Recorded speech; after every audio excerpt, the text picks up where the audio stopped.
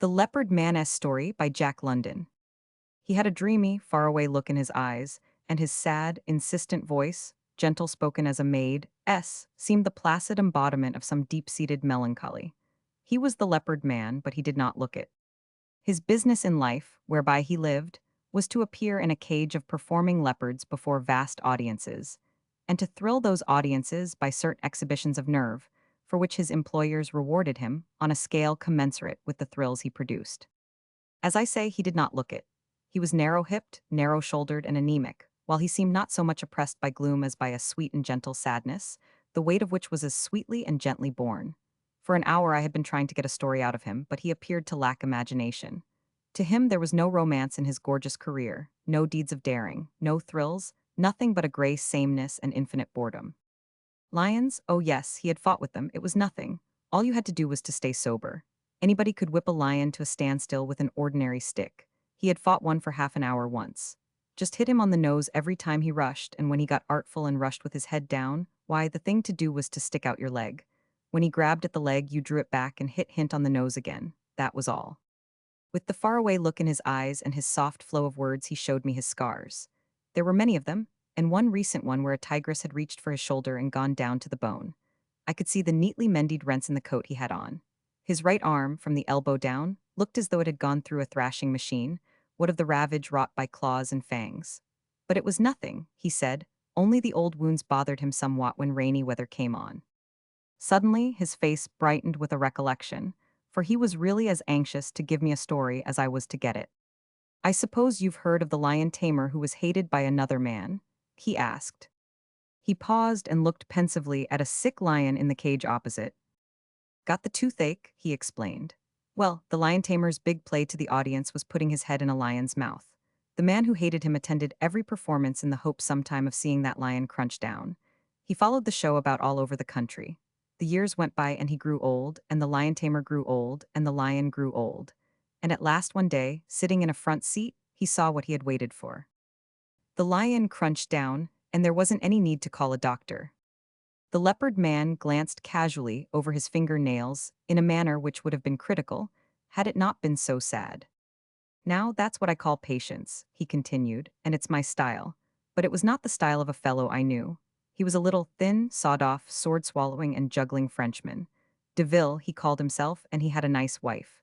She did trapeze work and used to dive from under the roof into a net, turning over once on the way as nice as you please. Deville had a quick temper, as quick as his hand, and his hand was as quick as the paw of a tiger. One day, because the ringmaster called him a frog-eater, or something like that and maybe a little worse, he shoved him against the soft pine background he used in his knife-throwing act, so quick the ringmaster didn't have time to think. And there, before the audience, Deville kept the air on fire with his knives, sinking them into the wood all around the ringmaster so close that they passed through his clothes, and most of them bit into his skin. The clowns had to pull the knives out to get him loose, for he was pinned fast. So the word went around to watch out for Deville, and no one dared be more than barely civil to his wife. And she was a sly bit of baggage, too. Only all hands were afraid of Deville. But there was one man, Wallace, who was afraid of nothing. He was the lion tamer, and he had the self-same trick of putting his head into the lion's mouth. He'd put it into the mouths of any of them, though he preferred Augustus, a big, good-natured beast who could always be depended upon. As I was saying, Wallace, King Wallace we called him, was afraid of nothing alive or dead. He was a king and no mistake. I've seen him drunk and on a wager go into the cage of a lion that turned nasty, and without a stick beat him to a finish. Just did it with his fist on the nose. Madame de Ville. At an uproar behind us, the leopard man turned quietly around.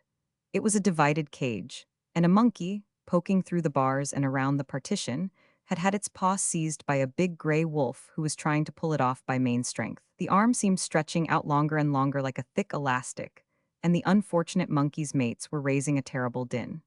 No keeper was at hand, so the leopard man stepped over a couple of paces, dealt the wolf a sharp blow on the nose with the light cane he carried, and returned with a sadly apologetic smile to take up his unfinished sentence as though there had been no interruption.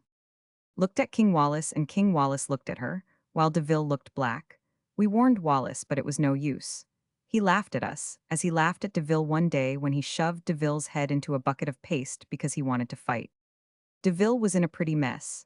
I helped to scrape him off, but he was cool as a cucumber and made no threats at all. But I saw a glitter in his eyes which I had seen often in the eyes of wild beasts, and I went out of my way to give Wallace a final warning. He laughed, but he did not look so much in Madame de Ville's direction after that. Several months passed by. Nothing had happened, and I was beginning to think it all a scare over nothing. We were west by that time, showing in Frisco.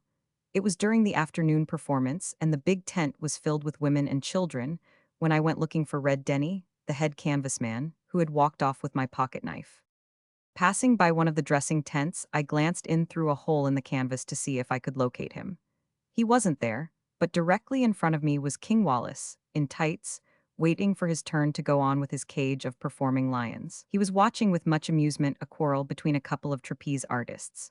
All the rest of the people in the dressing tent were watching the same thing, with the exception of De Ville, whom I noticed staring at Wallace with undisguised hatred.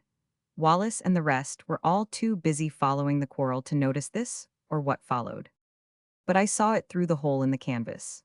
De Ville drew his handkerchief from his pocket, made as though to mop the sweat from his face with it, it was a hot day, and at the same time walked past Wallace's back.